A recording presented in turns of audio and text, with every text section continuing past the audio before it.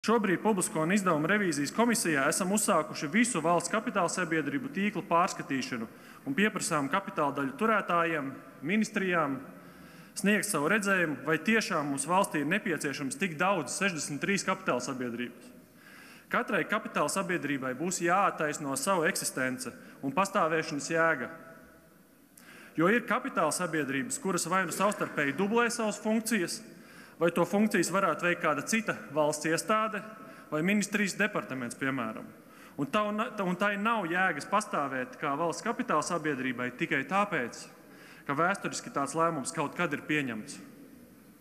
Īpašu uzmanību mēs pievērsīsim kapitāla sabiedrībām, kuras faktiski nedarbojas brīvajā tirgū un ir monopolisti, vai arī tādām kapitāla sabiedrībām, kas nenodarbojas ar reālu saimniecisku darbību un faktiski savu pastāvēšanu nodrošina no valsts budžeta. Esam jau komisijā izskatījuši satiksmes un transporta resoru kapitāla sabiedrību tīklu, un šajā sesijā turpināsim izskatīt pārējo resoru kapitāla sabiedrību tīklu.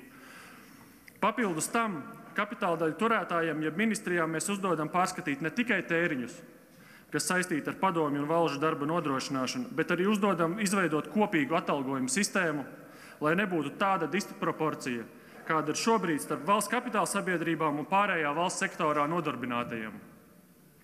Arī kapitāla sabiedrībām ir jāapzinās valsts budžeta esošā situācija un līdzvērtīgi jāpiedalās valsts veiktajos taupības pasākumos.